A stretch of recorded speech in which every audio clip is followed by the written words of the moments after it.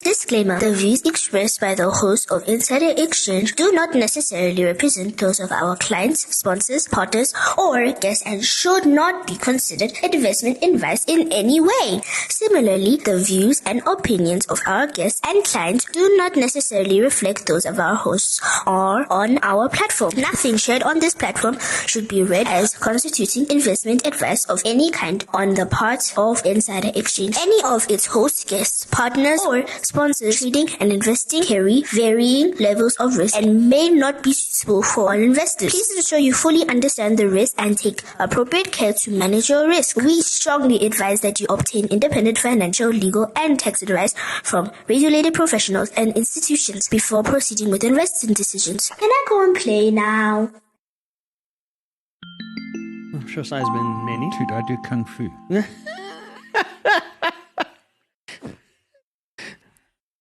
I didn't have that on my bingo card. the original Street Fighter, Simon Brown. Yeah. No. Loads. Dude, where do you think I get the scars on my hands from? That's the oak who tried to mug me when I sent him to hospital. Sai, who are you fighting? He tried to mug me, and I fucking sent him to hospital, and then he sent a lawyer. Because you were at fault. Because I sent him to hospital with 5 broken ribs. How did you? Wow. Okay. I mean, I can show you how, but then we have No. This just remind me never to try and mug you. I think that's the lesson I'll take from that, right? No. But how do you? This is where the questions come up. The first rib I can understand. How did you break the other 4? So I did Qinglong Do Qingwong, which is the ever-returning fist. But then the second part is when you hit a person, the point is I hit you one time, and now you're down, and now I can go to the next oak. So I got to hit you proper. So it's you rigid your body, buckle down a bit, and you just swing. So you bring full impact onto his rib cage. Now when you've hit him, now you grab the muscles, and you swing back.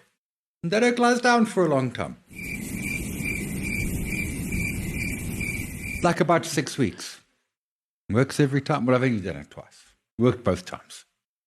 This is the Karate Kid all over again. Wow. Okay. Mm-hmm. Okay. Mm-hmm. Going forward, I will be referred to as Daniel-san. He'll be referred to as Mr. Miyagi. Because that's where we're going with this. Wow. Huh. I thought everyone knew that. No. Okay. How to incapacitate a person? I got Springbok colors for so that's Kung Fu. I got Springbok colors for karate. Junior. Okay, I guess we get the show on the road. I've got nothing. Clearly the guys at LIV Golf had nothing either. So, I mean, that was the whole thing. I mean, like, I now understand your disappointment, right? I now understand why watching the video, you were disappointed that they weren't even really fighting. There were like 20 guys and there was no one lying on the ground. So my friend who Eric, we would have all 20 would have been lying on the ground. And we wouldn't have wasted the time. We got into a bar fight once, and actually, no, that was different. What happened? No, got into a bar fight. No. Stag's Head in Cape Town, rough place. We get into some So, I don't know. Eric takes the one, grabs his fingers, breaks it, grabs his next one and says, come, we're leaving the bar. And leads this big, giant oak and his 5 friends gently down the stairs, out the door. By the finger. Because the other one's at 38 degrees to the body. That's called avoiding a bar fight. Okay. But those LIV Golf guys knew fuck all. Jesus Christ. I'm not going to win a fight. Okay. We have a show to record. Somewhere in all of this, we have a show to record. So let's kick things off. Let's get the show on the road. Unfiltered. 98 are currently collapsing. Privilege of welcoming one of our good friends into studio. So not even Buffett listens to Buffett. Sue me, China, if you must. 1 or 22 on AC, but you're not getting that at home. And there's quite a bit to discuss. The stock is cheap. Introduce me. I'm Jimmy Moya. And I'm Simon Brown. Welcome to Insider Exchange. Hello and welcome to Insider Exchange. We've just found out that Simon Brown is a kung fu master, LIV Golf was a disappointment for him, and our producer still hates us. But we're going to get into useful updates because he's clearly started the time already. Oh, I hate this. Yeah, it's sabotaging. Okay. Unisa Airport. Like, yes. What? So Unisa has become the first tertiary institution to own an airport. Which airport? I don't know yet. I mean, what's an airport qualifier? I had a friend who had a landing strip on their farm. Was that an airport? It had a windsock. Well, it depends, because if you've seen the airport at Nampo, that is just a field with a tent that's pitched. But you do need approvals. So you get certain approvals from Airports Company of South Africa and permissions and all of that for it to be designated an official airport. But now, Unisa is doing this for their skills programs. You know how Unisa focuses more on practical skills and all of that. So this is part of their engineering and aeronautical. But I thought they were remote. In case you need to do practical, Si, we're out of time. I understood nothing about that. Nothing. This was a make it make sense part. Merged into our... So SARB rate decision. Easy. No. We're not getting rate cuts. No. Come on. US is now 50% chance of a rate hike in October. Our grumpy bunch of MPCs, love you guys, are not cutting rates. Well, there's no woman on the MPC. Hang on. There's no woman on the MPC. No wonder they're grumpy. No, the deputy commissioner, doesn't she sit on there? Deputy governor, sorry. I'm thinking of the press conference. Yeah, deputy governors are there. Okay, maybe. Anyway, we're not getting a rate cut. No rate cuts. No rate cuts. I know, they were baked in until 24 days ago. Yes, it's on you, the orange piece of... That's a whole other reason. That's a whole other problem that we have. Sad news out of the United States. Chuck Norris passed at the age of 86. We can't make any more Chuck Norris jokes, even though we lived off those for an entire generation. So apparently he fought Bruce Lee. Well, he was the only person old enough that I can believe that would have been true for. Actually, yeah. Dying at 86. I did not know. There's a lot of old people out there. Gives me hope for Trump. That's not a good thing. That's not a good thing. That means we have to deal with him for longer. We want lots of young people. Okay, yeah. Fun fact on Chuck Norris. I shared a birthday with him. When's your birthday? 10th of March. Hey, happy birthday. Thank you. For 10th of March. 10th of March. Was it a Monday? Tuesday. Okay, so we went to working, so I don't feel bad. Because I didn't bring cake or anything else. Iran, Suez Canal. So here's a fun fact. Iran is saying, but the Hormuz Straits are not closed. Just you can't afford the insurance. Yeah, and you can pay $2 million to get through. Oh, there we go. Look, so are they all going to the Suez Canal instead? Well, this is the problem. The Suez Canal now runs through Yemen, and the Houthis control the Yemen port there. So Iran is now potentially looking to block off access to the Suez Canal there. Cape Town. But now, ships have already started rerouting that way. Maersk and all the others have already started coming down via Cape of Good Hope. But you're now adding up to 18 days of travel time to get the same stuff that you would into Europe via... And whether they can stop off at the V&A and spend some money. They can. Look, we're upgrading... Our infrastructure would be able to handle all of that both in Durban and in Cape Town for refueling and all of those things. So I think from a South African perspective, that bodes well for us. I don't really know if anyone wants to incur additional costs. I did speak to someone about that. I did speak to a shipping specialist around the freight side of things. Peter Hand. Wasn't Peter Hand. It was another gentleman from the South African something. Peter's somewhere in Scandinavia. Yeah. But the interesting thing around it was, does it actually present an opportunity for us? Could we charge a fee? For what? To go past. Oh, like a passing fee. We need money, man. We need money. We need money. Okay. Showmax. The Showmax investigation. Finally, the Competition Commission has responded to the conversations that have been in the media. We know that the Canal Plus deal went off and all of that, right? Yeah. And then Canal Plus came out and obviously said they're going to shut down Showmax. Yeah. Now the Competition Commission is saying, as part of ongoing due diligence, following the approval by the tribunal initially of the deal, this is to make sure that you adhere to your initial terms as they were prior to all of this taking place. So now they're potentially investigating the shutdown here to see whether or not Canal Plus can actually go ahead with it. Does it affect jobs? How does it affect the initial agreement? I had a conversation with them and I asked them, okay, fine. If that is the case and you do find that they're at fault, what are you going to do? What now? Because the deal's gone through. So they said, no, they could potentially add new conditions, new clauses, things to abide by. But Showmax remains dead. Showmax remains dead? Like gold, down. Bear market, like $800 today, down over 20%. for all those folks who wish I bought some gold, well, now's your chance. So I think there are a couple of things. You know what? Jean-Pierre Fistet makes a good point in an article on currency this morning, where he says that because it's like a FOMO trade, there's a lot of gearing in that trade. It's not all central banks buying gold to stick in a vault until time immemorial. There's a lot of gearing in there. Folks are panicking. And then it's the old thing. If you've got a bill to pay and you need some cash, you need to sell something. You can't take gold to your landlord. So you're going to sell gold. Do you know what? Honestly, considering how hot gold has run, I wouldn't be surprised if your landlord then takes gold as payment. Yeah, I know, but what happens if you've got to pay X and the gold's Y and you've got to shave some off and stuff? That's why he said when the world ends... It's not practical. Yeah, pumpkin seeds, water, bullets. Boom, boom, that's what you need. That's all you need. All right. We are doing well for time. And that means we're in line for a treat. Our producer doesn't like that. Speaking of, SARS has... this is not new, right? The Multilateral Competent Authority Agreement on the Exchange of Readily Available Information on Immovable Property. Sure, very, very, very long, right? And effectively, it means that SARS is now going to be able to see your offshore property investments as a South African taxpayer. Again, this is not a new thing, but they quietly slipped this in towards the latter part of last year, start of this year, that they've signed this agreement with 24 other countries and 24 other jurisdictions, and effectively, now all of your offshore properties are going to be declared and opened up to SARS by 2029 or so.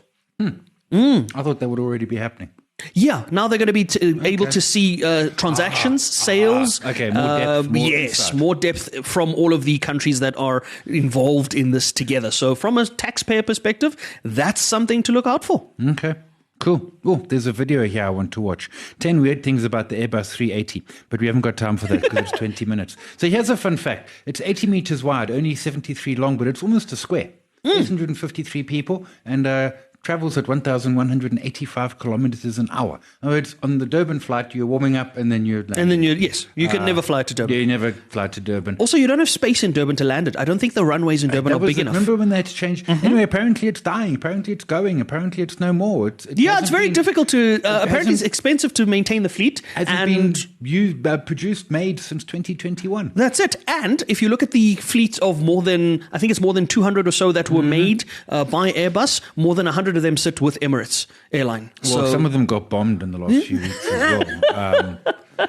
I'm sad. But yes, the death of the A380, potentially to be replaced by the Boeing 777X wide body. And I say that with 5 seconds left. We've survived. We've earned a snack. That's useful updates. Ooh.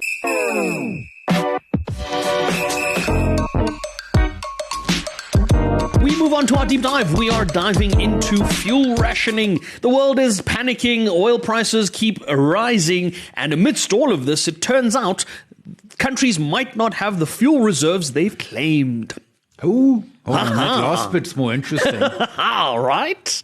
Because they were lying or because they put it in mine shaft. Yeah. And I'm like, that seems dodgy. Yeah. So think about America in this particular case. It's a good starting point that you brought up the mines. Remember the initial oil reserves and the reserves from an American perspective were held in salt mines many, many years ago, right? And part of that was to say that a certain amount of barrels of oil have to be left in that mine for that mine to not collapse, right? So we're talking physical barrels need to be left untouched so that the particular storage facility in and of itself can remain a storage facility, which in theory seems all great and lovely, but practically speaking means you can't put that oil into the market. It means you can declare it as gold reserve, as oil reserves on your books, all lovely and dandy. Except but for you can't, part where you don't actually have any ability to use it. Exactly. But ours is fresh, because remember we sold ours to Glencore at like $18. Yeah. So from a South African perspective, I think the latest figure was just over 8 million barrels of oil. That's not a lot of barrels. That's not. And this is the thing. That's like a small boat. But how far does that push us, right? So I think, I don't know, I think the barrel today's ratio differs from country to country, right? Depending on how much you use and all of that. But there's estimates that the likes of China have more than 200 days of oil stockpiled and reserved. So in the event that they don't get new supply, in that time, they can run for another 200 odd days. So we use about 500 to 600,000 barrels a day. So that's 2 weeks. So we've got 2 weeks of oil supply. To be clear, oil. Yes. Not fuel. Not refined fuels, yes, because we've closed down our refineries and we're now a net importer of finished fuels. But again, the other thing from a fuel perspective is, and this is where the fuel rationing conversation comes in, just because we have the oil, again, doesn't mean we can use it, doesn't mean it's going to serve us any particular purpose. But thankfully for us, we do have functional refineries in South Africa, do we not? Sasol? We do have some. I mean, Sasol produces about 100,000 a day. Sapref still exists as a refinery. The Mossel Bay one never got off the ground. We're still waiting for the tender to be passed on that one. The other refineries we've closed down, and our fuel companies, the likes of Vitol that own Engine, they would then import under their own agreements and supply their own so they're service importing. providers. And that's fun because the fuel that we're currently using and will use for the next few weeks is on the water. It's when I got to go to Durban at the end of April that we might be crunching. So we're going to see fuel shortages towards the end of March because with a 3, 4, 5, 10 rand increase per litre, peeps are going to go and buy petrol early. So we're going to, what's an inelastic purchase and where there's very much sort of established trends as to, like I buy fuel when my light goes on. Now I'm just going to buy fuel. Yeah, now you're just going to make sure the tank is always full. Yeah. But here's the thing, so right? we might see shortages because of hoarding and because someone goes and buys 1,000 litres because he's got a truck or something like that. But I hadn't. Yeah, sure. So here's the conundrum it opens up is how do we manage the situation, right? So the government, the Minister of the Department of Mineral Resources and Energy, your favorite minister, Gwede Mantashe. Yeah, he's announced that there's no need to panic. There's no need to. Gwede is on it. Oh, goodness, I wasn't worried. Now I'm worried. It was all good and well until that. But yeah, effectively, what does that then mean for us navigating the situations? Because different countries have done different things, right? Yeah. So the likes of Sri Lanka have declared that Wednesdays are no worky days. You don't go to work because we're saving energy. I knew I liked Sri Lanka. Because we're saving energy. But that then brought me to thinking about how we survived the pandemic. We were good for 2 full years, everybody working from home. Surely, if we go into a global fuel crisis, you can explain to your company, hey guys, I need to work from home for a little bit. And Eskom must stop burning the diesel. Well, they're still burning diesel. They're burning a lot less diesel. Must be burn no diesel. My car runs diesel. I like you. Let's go back home again. Yeah. I mean, it's not an ideal situation for companies, but guys, we've got a global fuel shortage. No one can get fuel. Now, are we going to make it abnormally difficult for people to get to work, or are we just going to go back to something that we know works? Work from home. If it's worked. Yeah, no, because, so we are. We're losing, 15, 20 million barrels a day. We can suck it from places, but how long do we suck it from places? Well, that's just it. But did you see the Goldman Sachs report that came out yesterday? Which one? So their oil forecast. They're forecasting $85 a barrel average for 2026. In other words, up from 79. They reckon. So the assumption that flows through the Hormuz would be 5% for 6 weeks, and then gradually over a month return to normal. They're like this thing's all going to just fade away. Right. So stop hoarding until I'm back from Durban. For me, that makes sense if we can agree that the United States will stop attacking Iran, because the United States fundamental to this is Iran saying that we're happy to stop this thing, but we're defending ourselves, I suppose. To be clear, and that's what the orange person has a problem with, is that he can't tackle out of it because there's 3 in this dance. Israel ain't going to want to tackle out. Iran's like, hey, we're ready. We've been waiting for this. Exactly. So he can, but if he tackles out, and he's looking for an off-ramp, although if you read his 17 different confusing statements this weekend, he's looking for his off-ramp. Once America's out, broadly, and I hate to say it's then only because this is war and people are dying and Israel is going crazy, but this is then broadly just a little regional conflict, and we can get the straits open and we can get our oil flowing and I can get diesel into my car. I know there are bigger problems out there. I get this, but like attacking countries that were just sitting all empty. Well, so part of what concerns people from a fuel perspective is I don't have the luxury again of being at home as a private individual, right? So I have to run errands, I have to take the kids to school, I have to do all of those things. What? You have kids? No, not me. First Not you me. snuck your birthday, now you suddenly got 4 little kids under the table. Okay, not you, somebody. No, not me. Somebody else. Hey, to be fair, you snuck in the thing about martial arts and spending a lifetime in Japan, apparently, that we don't know about. We'll circle back to that. I've got a sneak in for you, don't worry. I've got one to sneak in. I'm just waiting for the opportune moment. Oh, I'm concerned already. Okay, so we don't have an idea on when this conflict is going to end. We don't know how severe the impact is going to be because we haven't yet felt the full extent of the supply chain shortages and the impact. Iran is still releasing strategic barrels wherever they are, and there's a completely different conversation coming up in our Make It Make Sense around that. Stick around for that because that's going to be a doozy. On the oil side of things, though, we can get to $120 a barrel. We've done that already with this spike already in oil prices. At what point do we start to actually be concerned? Because as you said, it's one thing to take the minister's word for it to not be concerned. Practically speaking, when fuel pumps started to run dry, that's a different conversation. Yeah. And to be clear, we're going to get subterfuge from processors, so we're not going to know. So when do we start to get concerned? I mean, I don't know. Do we be concerned now? Don't go fill up your petrol yet. I have comments from existing filling station owners that have been told by their franchisor, keep your tanks full, we don't know what's happening.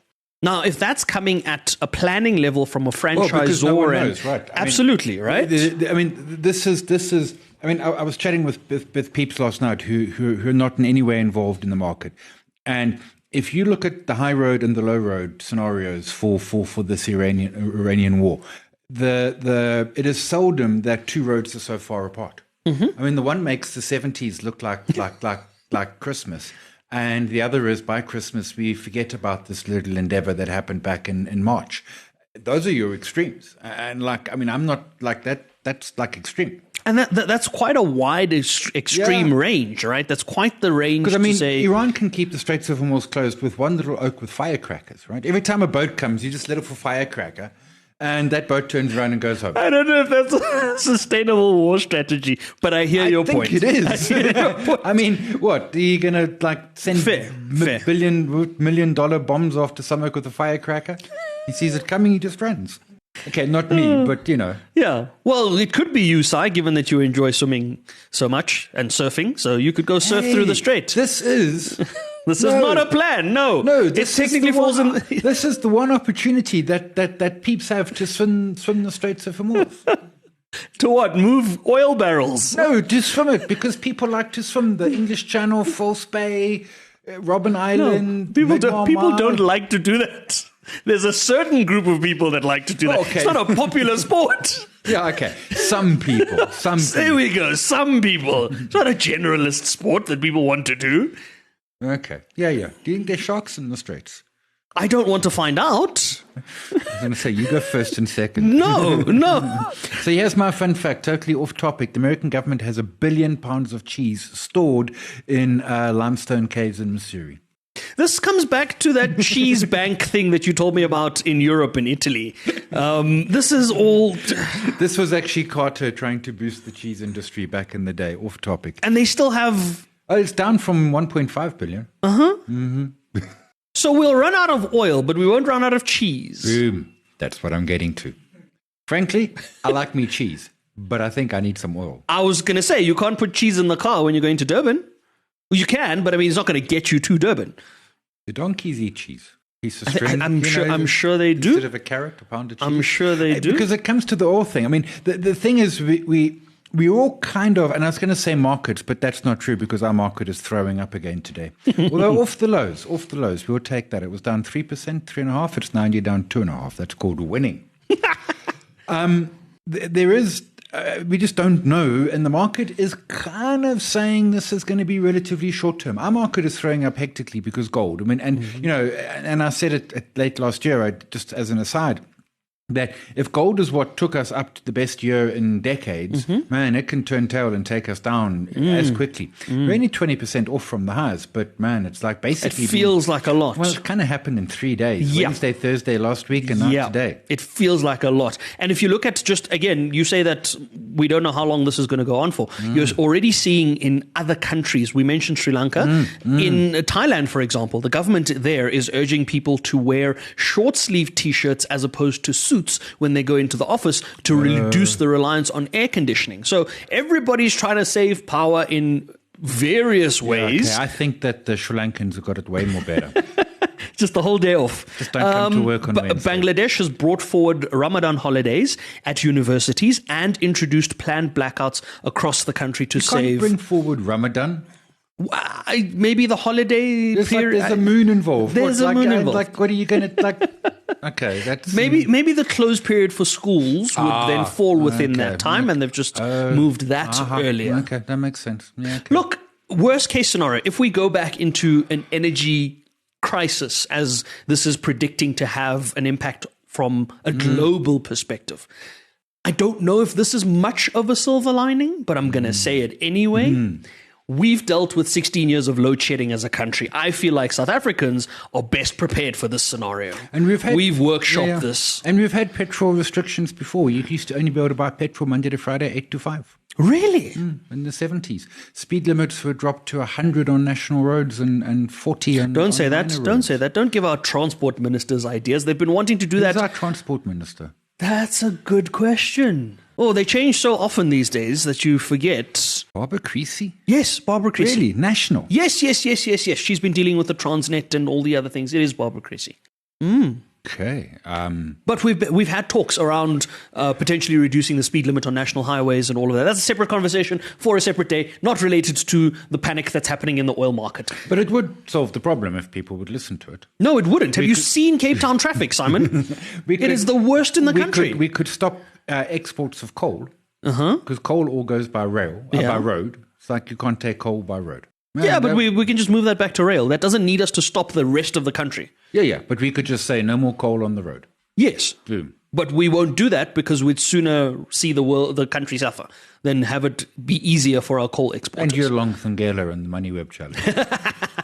Well, that's because I know the country I live in and I know how that country operates and how they don't want to fix the problems. Yeah. So it is. I mean, it's a real issue. At this point, it is probably something that's off in the it's off in the distant. It's probably something that has a low likelihood, but it's not a zero likelihood. And that's the point. And the thing is, you say off in the distance, but that distance comes up quite quickly, right? Yeah. I mean, it's a late April, maybe early May issue. Late April, not even. I say you start having the panic kick off in mid-April or start of April. By late April, the panic is ensued, and you don't even make it to May. It's very quick. And that's excellent. I'll be stuck at the beach. Sorry, can't come home. Can't do anything. I'm stuck here. But yes, it affects everybody, right? So affects the airlines, affects consumers, commuters, everybody. And you mentioned the fact that some people are already fuel rationing or stocking up and stockpiling the fuel reserves. I think then that from a reserve perspective, what seems practical from a South African perspective is that there not be placed restrictions on the logistics sector, right? So the logistics sector gets the bulk of the reserves to keep things moving in the country, to keep things coming up from Durban to Johannesburg and all of that, and to keep infrastructure and things going from our perspective. Things need to be delivered, things need to be moved by road, right? That keeps that side alive.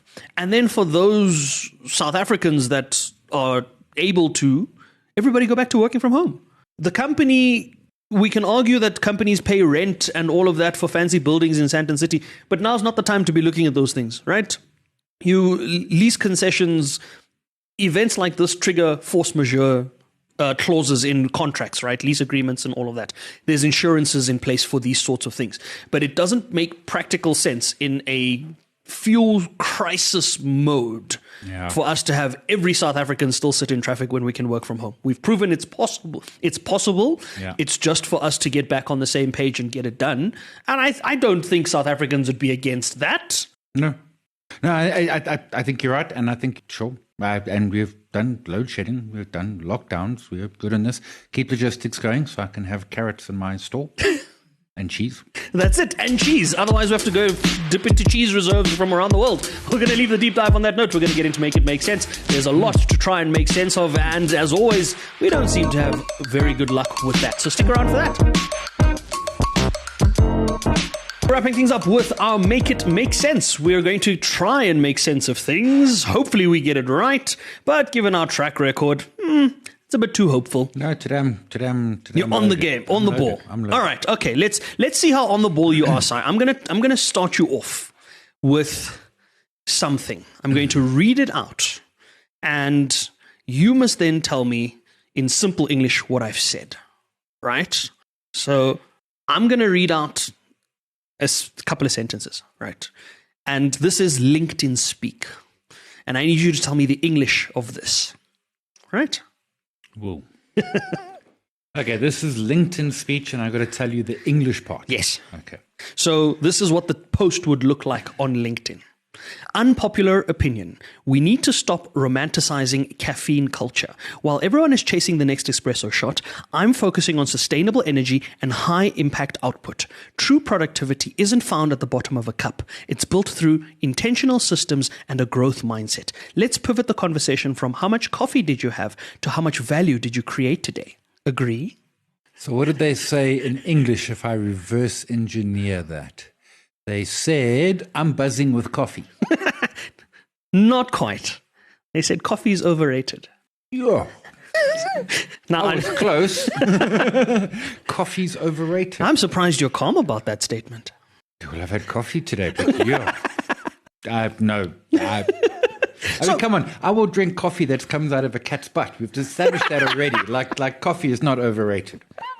Coffee is not overrated. And it also depends on which cat we're referring to in this case. But this is what the Kagi app does, right? So you can kind of pick and choose how you want to translate. You can translate into some fun languages, Klingon, Dothraki, some languages that we know from TV shows. But you can also translate into LinkedIn speech. I found it very interesting. It was funny. Yeah, so I tried it, and all I did was I put in, I just said hello Tuesday, and it gave me 3 paragraphs. To say hello Tuesday. Of which none of them said hello. Did they discuss Tuesday at least? Oh, they mentioned Tuesday 3 times. And some emojis and hashtags and... Yeah, okay. Okay, so we're trying to make sense of a couple of things today, right? Yes. I suppose the most obvious one we could probably leave for the very end because, well, I don't even know where to go with that one. Mm-hmm. Let's start with the lawsuit. Not a new one, but picking up traction at the moment. Well, relatively new, I suppose, depending on when you heard of it, right? So there was a comedian, a Zimbabwean comedian in the United States. He appeared on a podcast. His name is Love More Jonasi. He was then asked to translate the Lion King theme song. The theme song written by South African composer Lebo M. And he gave his version of the translation. It made the podcast quite a funny episode to watch, grew a bit of traction, maybe went a little viral and all of that. The composer didn't particularly take to his translation, to the extent that he has filed a $27 million lawsuit. Because the Oak mistranslated. Well, I mean, he's Zimbabwean. What language is it? Yo, whoa. Well, they would speak Shona predominantly, but... Yeah, but what's the Lion King in? It's in a number of different it's like our national languages. I don't know. I think most of it might be in Zulu. I stand corrected there. The lawsuit, though, centers around misrepresentation and defamation, and the composer didn't take too lightly to how the song was translated and felt that this it was... being Lebo M. Yes. Who obviously is in need of $27 million. Because it's only a little over 400 million rand. But the whole thing sounds dodge. Well, between 20 and 27 million, causing reputational harm. So the composer argues that... to make sense of this. Yeah. The Oak's got one of those Land Cruisers with a dual fuel tank. He needs money to fill up his Land Cruiser. 200 litres. Well, that's a lot of fuel, right? Yeah. It's a lot of fuel. With a 7 rand a litre increase. Mm-hmm. Mm-hmm. It's quite expensive. But yeah, $27 million lawsuit. for, Sure. well, causing reputational harm, historical significance of the song, etc., etc. Messed up. Whether it was intentional or not, yeah, I suppose we'll see. So the Lion King song, I think, predominantly is Zulu and Xhosa in terms of what's being said throughout the song, various parts of the song. Not relevant to the $27 million, but very relevant to the fact that the composer took offense to how it was portrayed. Yo. Yeah. Okay. It's a lot of reasons to be offended. He should have used Kagi. To translate it. Fair. The next thing we're trying to make sense of, 638 million rand gone. Oh, that's just Tuesday. That is just Tuesday for us. South Africa. To be fair. Is this water tankers? Is this coal? Is this asbestos roofs? Is this... It could be any number of things. What do you think it is? 638 million. I'm going with water tankers. Not quite. Ah. Discretionary grants that related to the Education, Training and Development Practices SETA, the EDP SETAs. They had 638 million to lose. In grants. These are the grants. This is grant expenditure that we don't really know where it ended up. We don't really have an account for the funds. They were awarded as grants to whom, but... This is just an ongoing thing with SETAs. The president refused to shut them down. He said they would be reforming SETAs, but we did a whole exercise where we couldn't find a single SETA that had worked, or at least worked for the population of South Africa. Considering how much it costs to run the SETAs and implement the SETA mandates, how many South Africans have actually benefited? I mean, SETAs were a brilliant idea, but they became jobs for Poles. Yeah, it's unfortunate. It's unfortunate. Again, our problems have never centered around not being able to do things. Or lack of money. Of money, apparently. It's just around whether or not that money goes to the right people that it's intended for. Because SETAs primarily could be very useful in acquiring new skills, in upskilling individuals that don't have certain skills. We could form industries around these SETAs. Yeah. But we choose not to. No. Yeah, we plunder instead. Okay, the last thing we're going to try and make sense of. A lot more than 638 million rand, probably even more than already more than the lawsuit. Remember part one? So this is part two of part one. Remember in part one I think it was last week, when we spoke about how Orange Man was playing 4D chess. Yeah. Are you ready for part two? Part two of 4D chess is after the Russians have given the intel to the Iranians that you started a war with, and the Iranians can now use this intel against your own defenses, you come out as the president of the United States and say, we are lifting sanctions on Iranian oil. And Russian oil. Russian oil was last week, Iranian this week. Yes. And then Iran responds with saying, well, we don't have oil we want to sell in the market. Yes. So thanks for the lift. With a GIF on Twitter. How does this even remotely, how do you sell this to MAGA as a victory? You've lifted sanctions for the first time since 1979 in the broader sense, and probably since about 1996 in the trade sense.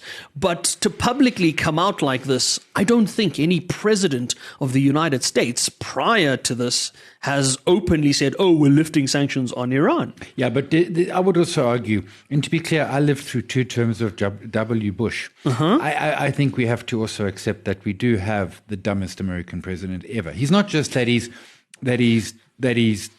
hateful and vengeful and all of those things. You saw his eulogy to Robert Mueller, who died in the weekend. Good was his statement.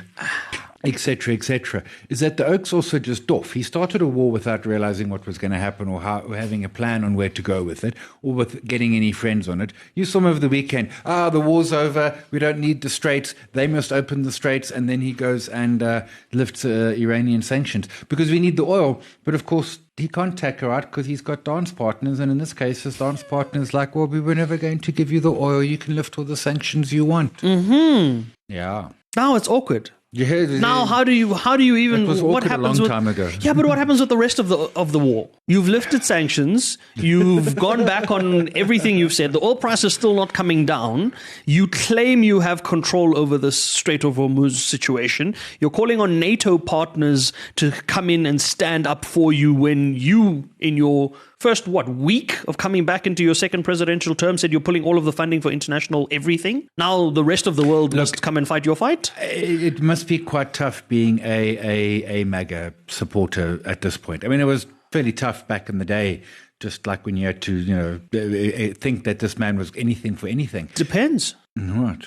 On what kind of MAGA supporter you are. I saw a claim that a particular, I'm assuming he's a MAGA supporter, in Baron Trump, went long on oil at $60-something odd a barrel on Polymarket to the tune of some $50 million just before, I think it was 2 days before the invasion of Iran was officially announced, and cashed out at about $120 a barrel there on a $50 million position. On those prediction markets, there is no insider trading rules. There isn't, but when Polymarket is partly owned by extension... Eric Trump. Exactly. And your younger brother happens to place an order on the market whilst your father makes the official announcement, it's not insider trading. It's just a family business. Yeah. I do love the Iranians saying, nah, fam, you can't have our oil. Yeah, no. To be clear, folks, nobody's encouraging war. We don't want to see the loss of life continue. It is the cards that we have been dealt with, and we've been dealt these cards by the United States of America and Israel and everybody else. And so, we'll deal with them as they come, I suppose. Yep. That's what we're going to leave the show on. Yeah. That's the note we're going to leave the show on. Unfortunately, yet again, we have failed to make sense of a lot of things, but we'll leave you with an unfiltered opinion because at least we can do that. The dumbest financial decision that you've ever made. Piet den Boer. We're going back 30 years. Brainware, he had a company. Man, he was just buying companies left, right, and center.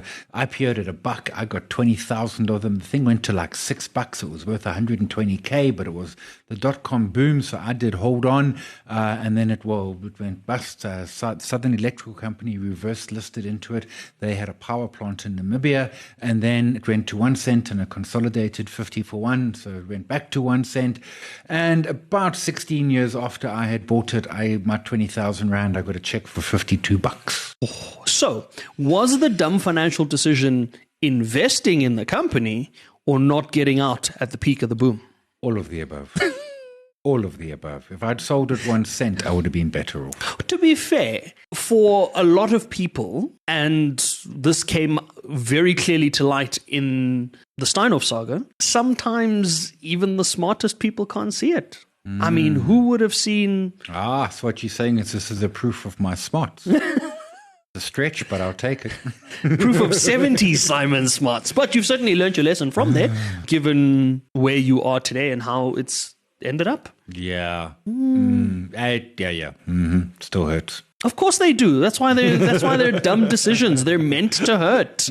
They can't not hurt. Mm-hmm. Yeah. Okay. I think mine was... I got into a transaction and I was over enthusiastic about the transaction. Promises were made, promises weren't kept. I myself didn't do the usual amount of due diligence that I would have or that I should have.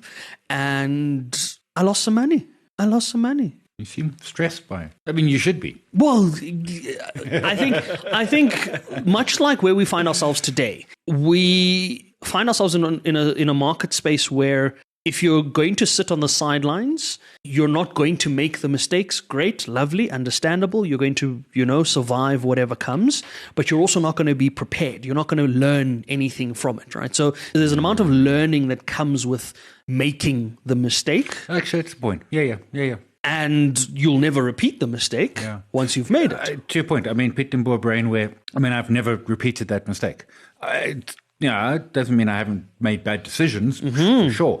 But that, and I understand the whole boom bust, like it might not go to 0, but it might go to 53 Rand. That's it, right? And so you're better prepared in those scenarios. And the worst part was it was literally a check arrived in the post. 52 Rand. 53. Well, 52 and change. 52 and change. I cashed it. Because you wanted your money back? The money was gone. That's where we're going to leave the show, folks. Remember, investing isn't hard. Just try it.